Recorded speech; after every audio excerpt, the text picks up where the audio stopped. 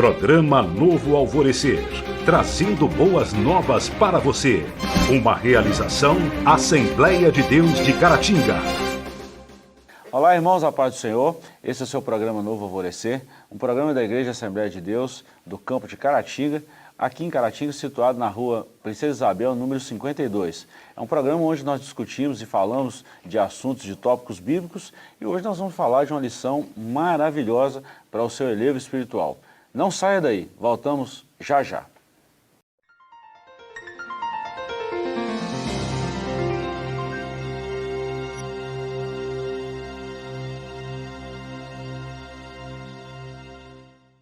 Olá, irmãos, estamos de volta. Hoje nós vamos falar da lição de número 4, que estudaremos no domingo, e você é o nosso convidado.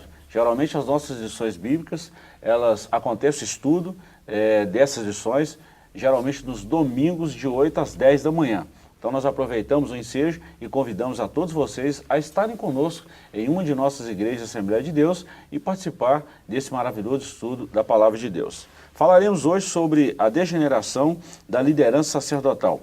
A nossa leitura bíblica em classe está no primeiro livro de Samuel, capítulo 2, versículos 22 a 25, no capítulo 3, dos versículos 10 a 14. O textual está escrito assim: E disse-lhes: Por que fazeis tais coisas? Porque ouço de todo este povo os vossos malefícios. 1 Samuel 2, 23. Verdade prática: evitemos o pecado a todo custo, pois a sua prática leva-nos ao mais baixo nível espiritual. Estamos de novo com a participação, mais uma vez, dos nossos professores, pastor Saulo Sabino, nosso pastor vice-presidente, e também do professor Joás. É bom tê-los novamente. Amém. Muito bem-vindos ao nosso programa.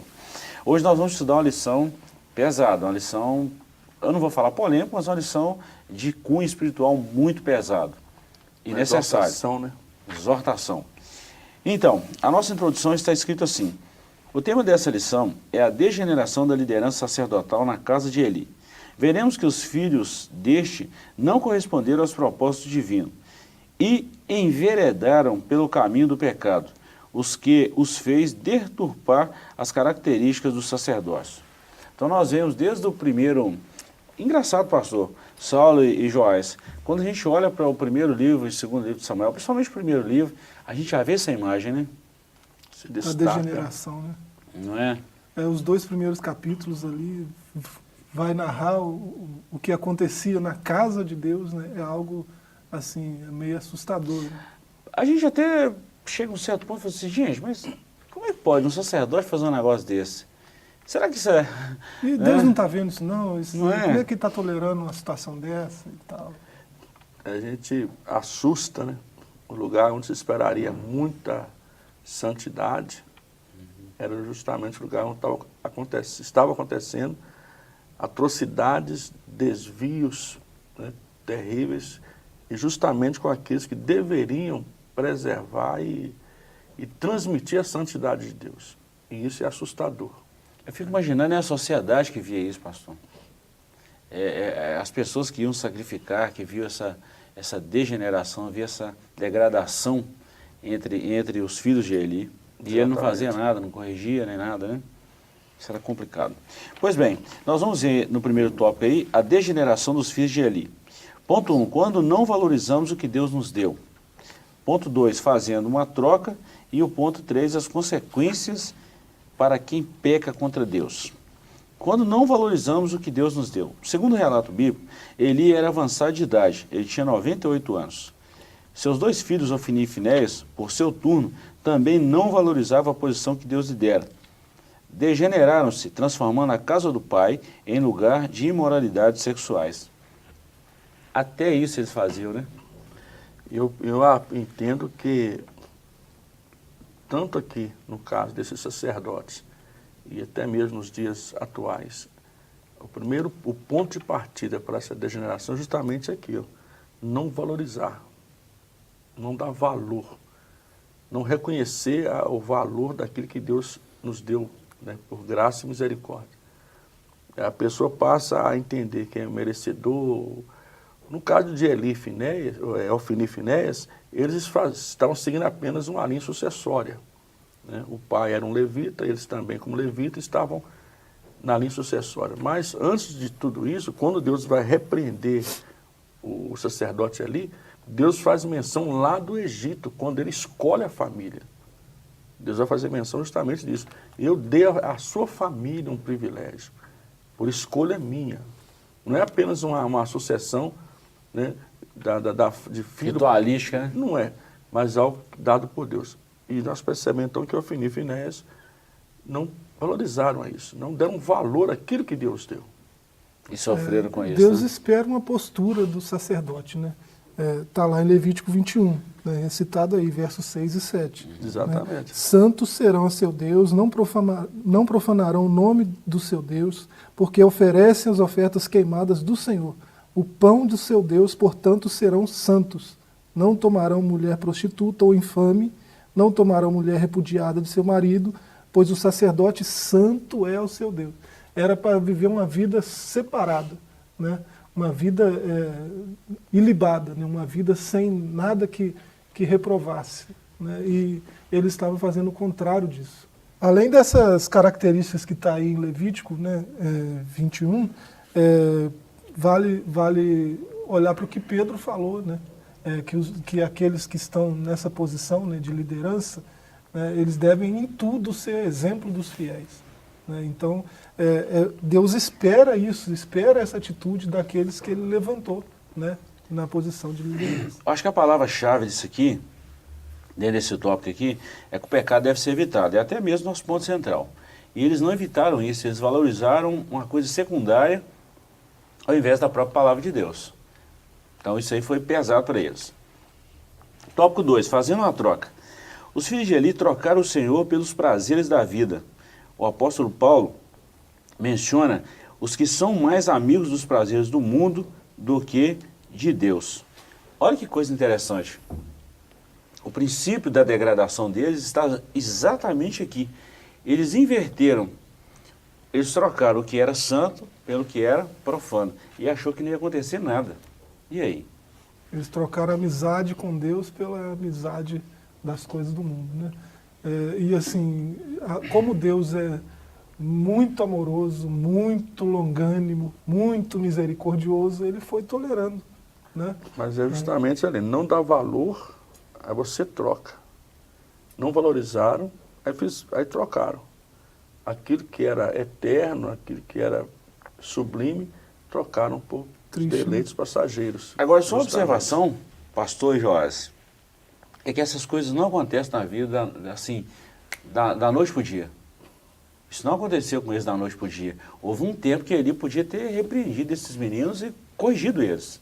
No começo, né? E no começo, a história poderia ter sido diferente, mas ele não fez isso, ele não preocupou com isso, Joás. E isso trouxe uma consequência muito grande, né, que é o terceiro tópico aí. Quando o homem comete um crime contra outro homem aqui na terra, há os tribunais humanos para julgá-lo, como Paulo nos lembra em Timóteo. Está lá em 1 Timóteo 1,9. Entretanto, para os pecados dos filhos de Eli, não haveria tribunal humano, pois eles pecaram direta e deliberadamente contra Deus. Nós podemos até falar que eles pecaram conscientes, eles sabiam o que estavam fazendo. Com certeza. Claro. Eles eram ensinadores, né, do povo de Deus. Conheciam a lei. Conheciam a lei, representavam o povo. O povo trazia seus problemas, os pecados que cometiam, até a eles, para eles interceder diante de Deus com sacrifício. Então eles estavam conscientes do que estavam fazendo. Só que não se arrependeram, não vigiaram e partiram para uma prática que vai chegar, né, nesse terceiro tópico aí, as consequências das ações, das escolhas que se faz. O Joás diz aqui, Deus ele é paciente. E às vezes nós nem entendemos, achamos até que Deus vai deixar passar em branco aquilo. Mas Deus está sendo paciente, mas na hora certa também ele vai ter uma ação punitiva, né? Como ele teve aqui uma ação punitiva sobre as ações daqueles rapazes. Podemos até falar que é uma acerto de conta, né? Tiago nos lembra isso, né? Que os que ensinam receberão muito mais juízo. Né? Então não queira todo mundo ser mestre, porque o juízo vai ser muito maior. Muito pesado. Então Deus tolera por um tempo, né? Uma hora. Verdade. Irmãos, nós vamos para um breve intervalo e voltamos já já. Não saia daí.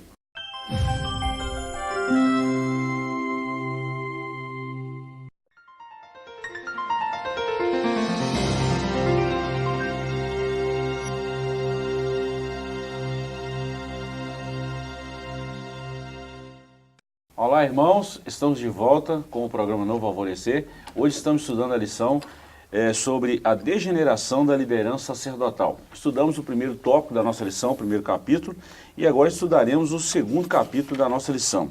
Como já falamos, é uma lição bem pesada para os dias atuais, e nós estamos discutindo isso aqui, pastor Saulo e Joás. Nós vamos estudar agora um tópico bastante assim, bem envolvente do que se diz respeito à prática desses dois filhos do sacerdote. A experiência profética de Samuel. Aqui nós estamos falando já da sentença do juiz de Deus. Numa época em que era bem raro ouvir a voz de Deus, Samuel ouviu clara e reverentemente o Altíssimo. Nessa experiência, o jovem profeta recebeu uma séria e urgente comunicação divina, uma mensagem contra a casa de Eli, o seu mestre. Eu fico pensando, pastor Saulo, a dificuldade de Samuel em transmitir essa mensagem a Eli. A primeira mensagem profética dele, né? E com um cunho tão pesado desse, né? E justamente para o seu mentor, já um homem, né, que o havia ensinado, que com certeza lhe traria muito respeito e admiração e tanta coisa. A primeira mensagem profética é uma mensagem de exortação com um cunho tão pesado contra a própria família de Eli e repreendendo o próprio Eli. Por não ter ensinado, né? É desafiador, viu? E vai de conformidade com tudo aquilo que o homem de Deus que veio de longe, né, que era, nem é citado o nome, né, ele já tinha profetizado para o próprio Eli. Né, os dois filhos morreriam num só dia. Né, o sacerdócio aarônico, né, teria seu fim por causa de Eli. Né, Deus ia passar para um outro levita. Né, veio sempre na descendência de Arão até Eli. Agora vai passar para Samuel. Para outra família. Né? Então, isso tudo que Deus falou com Samuel para falar para Eli, ele já sabia. Né? Foi só uma confirmação, uma reafirmação de que Deus ia trazer o juízo. Interessante também que subentende pela palavra que o próprio Eli, isso não pegou Eli de surpresa. Não foi a primeira vez que ele ouviu tal repreensão. Só que agora veio de um cunho, assim, que da primeira vez ele não tinha dúvida do homem de Deus, mas dessa agora de Samuel, muito menos. E alguém com que ele convivia ali, né? Sabia. Tanto é que no dia, logo pela manhã que aconteceu aquele episódio de Deus chamar Samuel e tal, no outro dia ele perguntou a Samuel, e aí, como é que foi? O que Deus falou? E Samuel falou tudo para ele de uma forma bem clara. Ele sabe que Deus fala com Samuel. Exatamente. Né?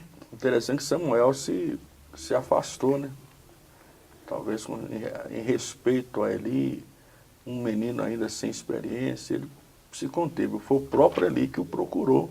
Exato. E perguntou o que Deus tinha falado, o que aconteceu, o que Deus falou. E aqui está dizendo que a palavra de Deus era rara, né? As revelações era algo raro naqueles dias, não era tão comum.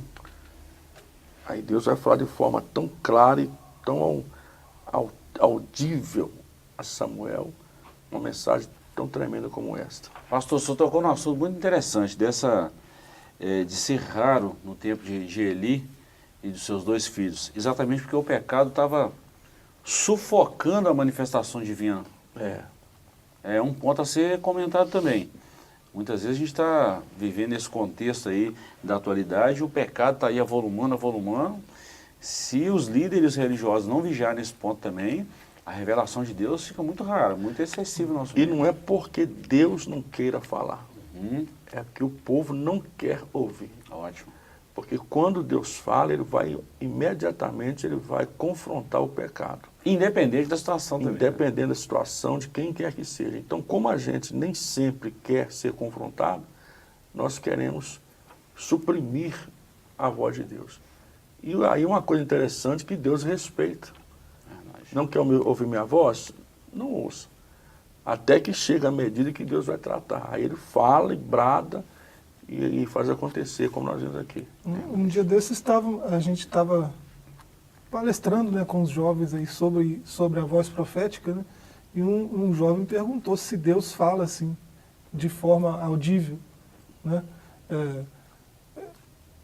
Os tempos que a gente vive, né, são um reflexo desses tempos que ele vivia, né? muito pecado, muita devassidão, né, aonde era para ter santidade, separação, né? Então a voz de Deus fica um pouco distante. Não é que Deus não fala mais, Deus fala, mas Nós que não ouvimos, você né? ouve de acordo com a distância que você está. Né? Verdade. Foi a resposta que a gente deu, foi essa. Se Deus está falando, se eu estiver perto, eu vou ouvir nitidamente. Conforme eu estou mais distante, a nitidez da voz fica menor. Verdade. Né? Interessante lembrar que Deus nunca deixou de falar. Sempre. Né? É. Quem afastou não foi Deus, foi o anjo. Exato. Pois bem, o tópico segundo aí, a sentença pronunciada. Logo depois de Samuel receber esse chamado de Deus aí, então, o nascimento, o chamado de Deus, então Deus fala com ele o que faria a casa de Eli. Aí acontece, Joás, o que você acabou de falar. Acontece toda a tragédia, parece que de uma vez só, né? Foi até o pastor Zéias, aí, o comentarista, ele disse que veio como uma avalanche, né? Exato. Eu fui pontuando aqui, as coisas foram a invasão dos filisteus, muita matança, captura da arca, os filhos de Eli morreram, né? Eli caiu, quebrou o pescoço, morreu, né? Aí a nora teve um filho, pôs um nome trágico nele e morreu, né, no parto.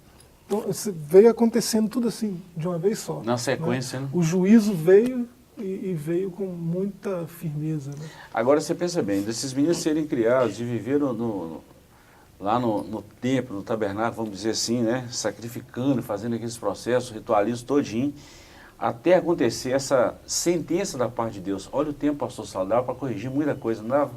Dava para pôr a casa em ordem. E quando veio também a sentença, aí já não teve mais tempo, né? Foi Irrevogável, né? irrevogável e imediato. Lá na batalha, o povo perde a guerra, a arca é pega, os filhos dele morrem, a notícia chega, Eli assusta, cai para trás, quer a pessoa se morre, a nora leva um choque, entra em trabalho de parto, tem um neném, morre. Deus deu um tempo prolongado, mas quando ele executou a sentença foi rápida, foi imediata, tendo alguns momentos, algumas horas, tudo aconteceu. E o nome do filho aí é muito simbólico, né? Icavod, né? O Kavod se foi, né? A glória de Deus se foi. Aquela glória que é apalpável, que é pesada, né? Todos se abaixam porque é pesado, né? Aquela glória se foi. É muito trágico, né? Interessante que esse menino, todo mundo que olhava para ele, eu imagino que quando esse menino à medida que ele ia crescendo, todo mundo olhava para ele. Foi no dia que esse menino nasceu que a arca foi tomada, que os sacerdotes, os 2 filhos de Eli morreram, que o próprio Eli morreu, que a mãe dele morreu. Olha que lembrança trágica. O nome dele traz uma lembrança muito ruim. Remetia a um momento muito ruim para Israel. Mas, por outro lado, toda vez que chamasse pelo nome dele, se lembrava das consequências do pecado diante de Deus. O que Deus faz? Então vamos tomar cuidado, porque esse menino aí é uma prova viva que Deus não fica indiferente às nossas ações. Voltamos ao ponto central, pastor Saulo, que o pecado deve ser evitado a todo custo. Evitado de toda forma. Pois bem, nós falamos do ponto 2 e automaticamente entramos no tópico 3 também, a desgraça da família de Eli. A desgraça sobre a casa de Eli veio como uma grande avalanche. Seus filhos Ofni e Finéias, bem como a sua nora, morreram. Além disso, 85 sacerdotes pereceram. Pastor, a gente estava comentando aqui no intervalo que nesse período mudou toda a história por causa de 2 homens, na verdade, Ofni e Finéias, e a não repreensão de Eli, mudou todo o contexto histórico em Israel. Toda a nação foi atingida. Que tragédia, viu? E pelo que entendemos, eles conseguiram influenciar a nação também a viver numa prática de pecado. Contextualizando, né? O que acontece nos nossos dias. Líderes degenerados levam o povo de Deus à degeneração. Só que haverá consequência. Né? Sofre o líder, sofre toda a nação por causa dessas, vamos dizer assim, dessas coisas maléficas que eles não estão percebendo, nem acham que são. Isso é muito complicado.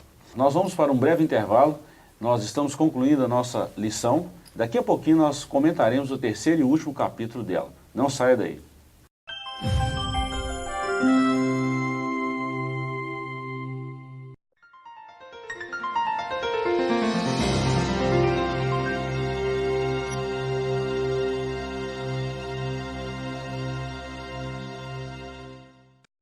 Olá, irmãos, estamos de volta. Esse é o seu programa Novo Alvorecer, um programa da Igreja Assembleia de Deus, da Rua Princesa Isabel, número 52. Nós estamos estudando hoje sobre a lição A Degeneração da Liderança Sacerdotal. Falamos a princípio, Joás e pastor Saulo, falamos aí no capítulo 1, a degeneração dos filhos de Eli, a origem desse pecado, né, o tempo que durou isso aí. Falamos também no último bloco da sentença do juiz de Deus. O pastor Saulo falou uma coisa muito interessante, que Deus tolerou aquilo ali, foi tolerando, e daí a pouco veio o juízo. E foi de uma forma irrevogável, não tinha como mudar. Diferente de Jonas lá em Nínive, né? O povo arrependeu, o juízo foi protelado por cerca de 40 anos, né, Joás? Isso. Mas depois veio o juízo, mas o povo até então arrependeu. Aqui não. Aqui não houve tempo nem para arrependimento. Então nós vamos estudar agora as consequências desse pecado. Antes da gente ler esse tópico aqui, eu sempre falo um negócio, pastor Saulo e Joás, que se o homem soubesse a consequência do pecado, se ele conseguisse mensurar a consequência do pecado, ele não pecava. E nós vemos isso na Bíblia. Isso é um fato bíblico. E aí está justamente isso, o preço oculto do pecado é justamente isso, ele é oculto, até que chega a fatura. E se a gente soubesse o preço que pagaríamos ao errarmos, a gente não errava, só que o preço ainda é oculto. O que vai acontecer? No caso aqui do que nós estamos tratando.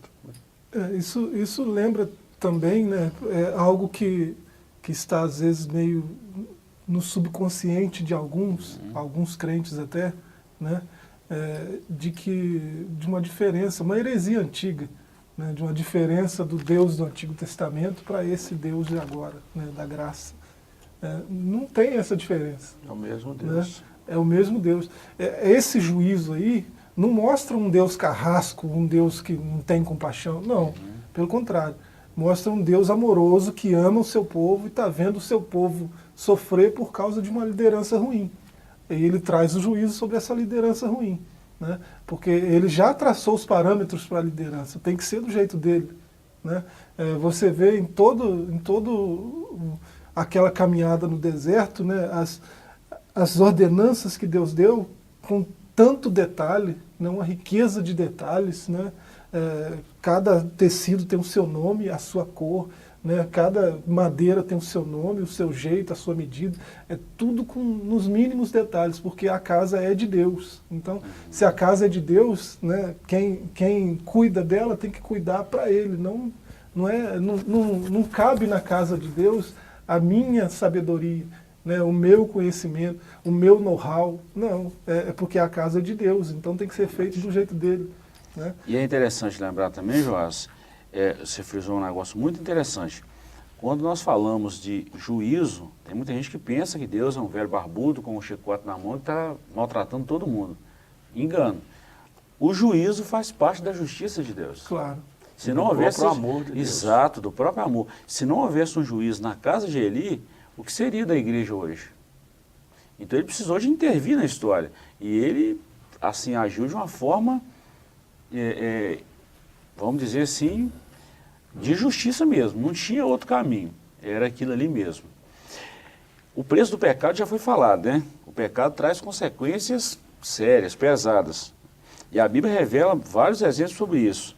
Um dos exemplos mais citados aí é Adão e Eva. O homem pecou, qual foi a consequência daquilo ali? Expulsão do jardim do Éden.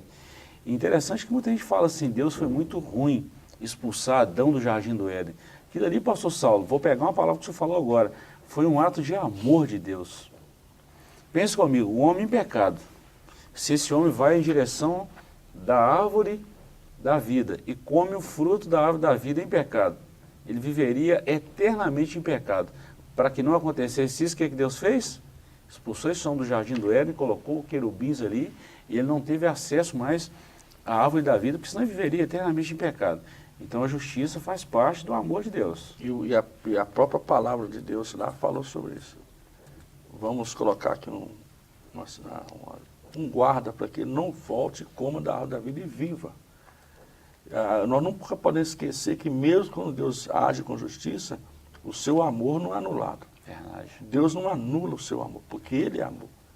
Ele é justo, trabalha com justiça, age com justiça. Isso não quer dizer que o amor dele está cancelado, não. mesmo quando ele castiga aqui os filhos de Eli, a nação de Israel, trata com todo mundo, o que o motiva a tudo isso é o amor que ele tem pelo seu povo. Porque o povo precisa passar por uma correção, precisa se posicionar melhor para poder ter as suas bênçãos futuras. Verdade. Né? Verdade. Tópico 2. Os males da falta de repreensão. Provérbios 15:10 diz que aquele que aborrece a repreensão morrerá. De acordo com o hebraico, a palavra repreensão vem do... Fala para nós, professor. Aqui é toukahat, né? E fala para nós o significado disso aí. Foi de propósito que Correção, eu fiz isso, tá? correção, censura, punição, castigo. Né? Aquele pai que fala o tempo todo que ama o filho e nunca corrigiu o erro do filho, esse amor é colocado em xeque. Né? Como que ele ama se ele não corrige? Né? Que filho que ele está entregando para a sociedade? Essa temática aqui, Toukahat, é exatamente o que Eli não fez. Ele fez totalmente o oposto disso aqui. E Deus foi severo na cobrança disso aí. Aí já, ao contrário do que o Joás está dizendo, de um pai que vê o filho errar e não corrige, que amor é esse? Deus vê o filho errar, corrige, demonstrando amor. Tanto é que quando ele cerrou, se o Éden é o lugar onde o homem conversa com Deus igual amigo, né? E Deus fechou esse caminho, né? Então esse acesso a Deus não está mais tão livre assim. Por que Deus fechou o caminho? Não é para distanciar o homem para sempre da presença dele, é para consertar a besteira que o homem fez, né? Ele mesmo resolveu o problema do pecado, ele mesmo veio, resolveu, né? A cédula que era contrária, ele cravou lá na cruz, e agora o acesso está livre, né? Temos livre acesso ao trono da graça. Né? Deixa eu só falar uma coisa aqui muito interessante, pastor Saulo e Joás. Nós estamos vivendo hoje uma época em que as pessoas não gostam de ser confrontadas, principalmente quando nós falamos da palavra de Deus. Nós estamos vivendo hoje uma época do evangelho muito barato, e é a oportunidade para a gente falar disso. Quando nós falamos da falta de repreensão, o que isso causa na sociedade, isso nós estamos falando hoje de igreja, hoje a falta de repreensão na igreja também provoca um mal muito grande que pode acarretar na perdição eterna. É a mesma situação aqui, ó. O pastor, o líder, se ele ama a igreja a quem ele pastoreia, ele precisa usar também a correção sobre aqueles que estão errando. Porque, no caso aqui, falando sobre filhos. Como que cria filhos sem nenhuma correção? Sem nenhum ensino, os deixa praticar tantos males. Lá no final, eles próprios vão sofrer consequência disso. E eu percebo uma das coisas interessantes, que às vezes... as consequências nem sempre são um agir direto de Deus, mas é algo que Deus já determinou que vai acontecer, o que se planta colhe, é uma lei irrevogável. Então, como que também uma liderança espiritual não corrige a igreja quando não corrige um crente quando precisa de uma correção? Ele está prejudicando aquele crente. Ah, não, eu amo tanto o irmão, vou fazer vista grossa. Isso não é amor. Tem que, às vezes, sentar, corrigir. Evidentemente que não se pode, nem se deve expor a pessoa ao ridículo, à vergonha, de frente de todo mundo. Não se usa mais isso. Mas o chamar em particular, sentar, aconselhar e, se necessário, até ter uma punição, às vezes, uma disciplina, né? Quando necessário. Porque isso é prova também de amor. Verdade. Né? E o próprio Deus faz isso, né? Deus, ele corrige, disciplina a quem ele ama. Toda correção de Deus, até juízos como esse aí, tão trágico, né? É um ato de amor de Deus. O amor de Deus corrigiu a casa de Eli, né? Por amor ao seu povo. Né? Então é um ato de amor de Deus. E interessante, encerrando esse tópico aqui, é o seguinte, tem um texto de Salomão, né, Provérbios, que fala assim, corrige o tolo e ele ficará mais tolo ainda. Agora, ao invés disso aí, corrige o sábio e ele vai ficar mais sábio. E vai absorver a correção, mas precisa corrigir. Exatamente. Não pode ficar sem a correção. 3. Os pecados voluntários e deliberados não têm perdão. Pastor, nós falamos aqui no início, né, o apóstolo João já falava isso aí lá em 1 João 5,16, que é o amor ao mundo, a forma consciente de pecar. Os filhos de Eli pecaram sabendo que estavam pecando. É um problema muito sério isso, muito sério. O irmão citou os ninivitas, quando Jonas prega e eles se arrependem. Os ninivitas, o próprio Deus disse que eles não sabiam distinguir a mão direita da esquerda. Eram pessoas que não tinham conhecimento da vontade de Deus. totalmente ao contrário dos filhos de Eli. Sabiam, né? Eles sabiam, conheciam, eram portadores da responsabilidade de promover a santidade do povo de Deus. Então eles pecaram deliberadamente e voluntariamente. Isso é sério, né, Joás? Nossa, muito sério, né? Você sabe que Deus te exige uma postura, né? Você conhece esse Deus, você sabe que esse amor dele transborda, né, indefinidamente, né? É um amor muito grande, mas você sabe que ele é justiça também. Aí você vai fazer o contrário do que ele falou? Como Não assim? pode, não Né? pode. É. Pois bem, irmãos, chegamos ao final dessa lição maravilhosa e olha o que diz a conclusão. O pecado tem o seu salário, o pecado tem as suas consequências. Voltamos ao ponto central da nossa lição. É um assunto sério que deve ser refletido não só nesse espaço, mas constantemente na nossa vida. Agradecemos aos nossos professores por essa participação e a outra oportunidade Sempre um estaremos prazer. juntos. Queridos, estamos finalizando nosso programa. Agradecemos a vocês pela sua companhia e esperamos tê-lo muito em breve em uma de nossas igrejas. Até o próximo programa. Que a paz do Senhor, que excede todo entendimento, esteja com vocês continuamente. Forte abraço. Programa Novo Alvorecer, trazendo boas novas para você. Uma realização Assembleia de Deus de Caratinga.